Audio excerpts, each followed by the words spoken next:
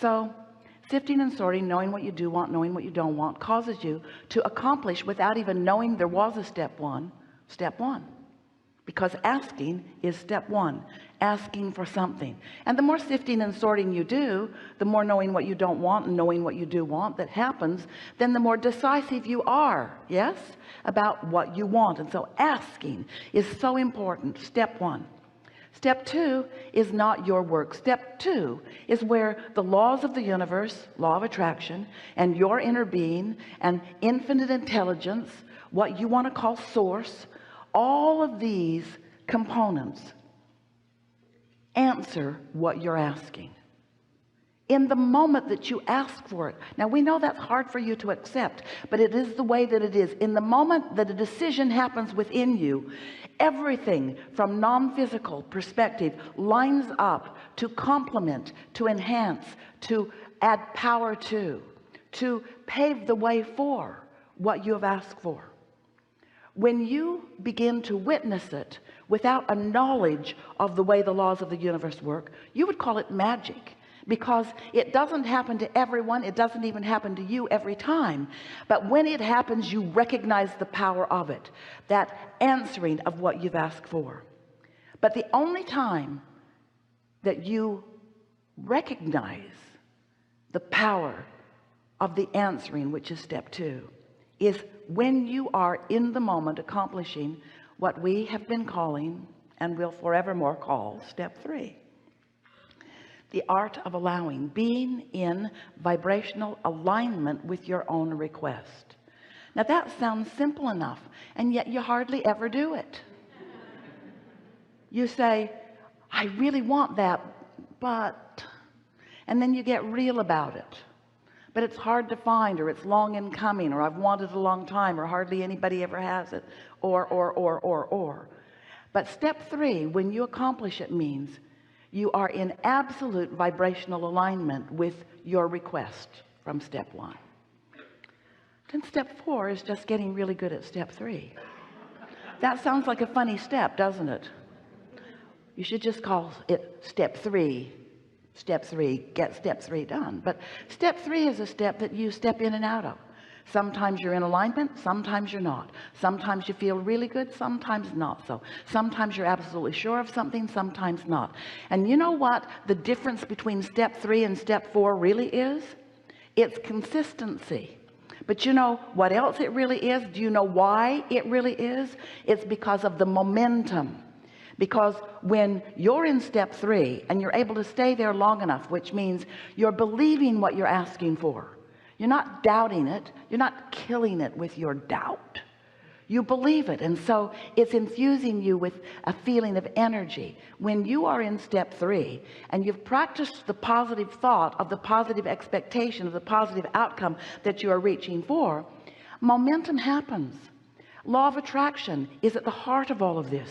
When you give your attention to something just for a moment, it's not very powerful. If you focus on something for less than 16 seconds, we used to say 17. When you focus upon something for less than 16 seconds, things are moving right along, aren't they? When you focus upon something for less than 16 seconds, you don't really engage in any powerful way. Law of attraction doesn't really kick in until 16 seconds. And when it does, then another thought like it comes, and momentum has begun. Once momentum gets underway and you get out there a little way, over a minute of focusing upon what you are wanting, then what happens? There's enough momentum that you step from step three into step four. That's all it takes to get from step three to step four, is a little over a minute of focusing without killing your thought with your doubt. Can you do that? No. You got to practice it. You can do it, but you usually don't, because there's usually someone there who you're talking with who has a very objective and practical approach to why you can't get what you want. You know who they are. Leave them home.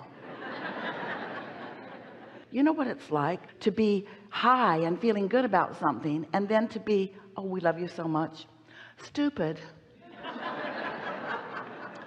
And to say it out loud to somebody who's not ready. In other words, if you talk about what you want to someone who's not ready for you to have what you want, they're going to throw cold water all over it. They don't mean to. They love you mostly.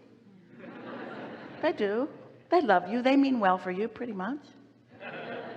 But they are not important to your making that step from 3 to 4. They are not important to that. Only your focus is. So if we were standing in your physical shoes, we would make the step from 3 to 4. In other words, we'd just get really, really good at step 3 without talking to other people about it.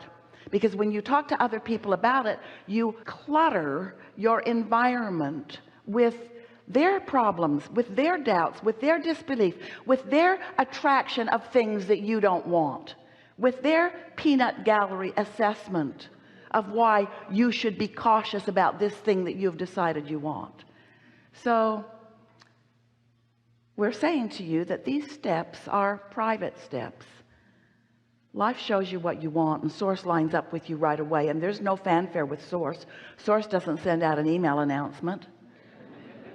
Source doesn't try to get you on the evening news with it.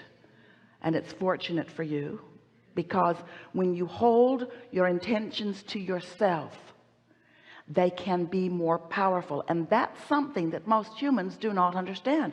You think that there's power in numbers. No, the power is not in the numbers. The power is in the alignment, you see.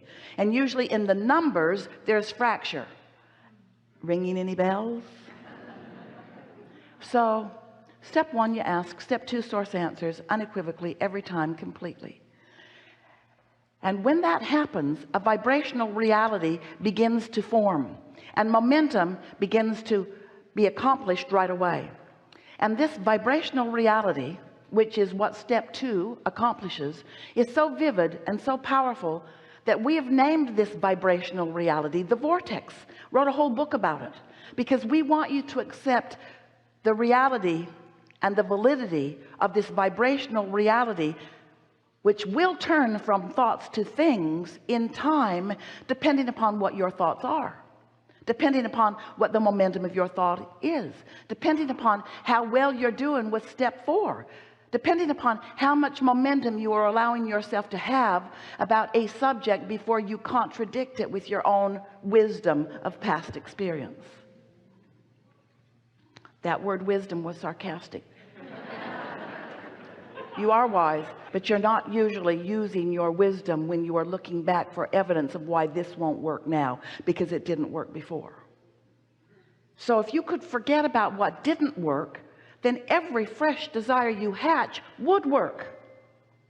But we don't want you to have a lobotomy. That slows things way down. We just want you to focus with more deliberation. We want you to care more about alignment, which really means we want you to care more about how you feel. So now you've accomplished step 4 on this subject, and this one and this one. You've got some momentum going, and you know how you've got momentum going. You know how you've moved from step 3 to step 4. When you think about your desire, you feel delighted by it. You wake up thinking about it. You are eager about it. You're flowing with it. There's no doubt within you. There's confidence within you. You feel secure about it. That's how you know you have accomplished step 4. We've enjoyed this a lot.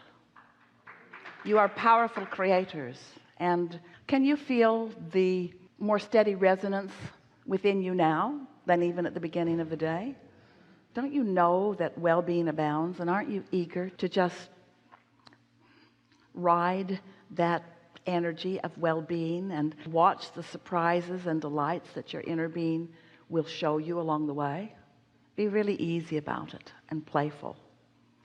Your vortices are full of what you want to call potential that we know is reality, and we can see it flowing to you, and we know the outcomes of what you all have going on. Just going to knock your socks off as you allow it to come. But in the meanwhile, just chill out. Just chill out and allow more of it to show itself to you today. There is great love here for you, and as always, we remain in your vortex.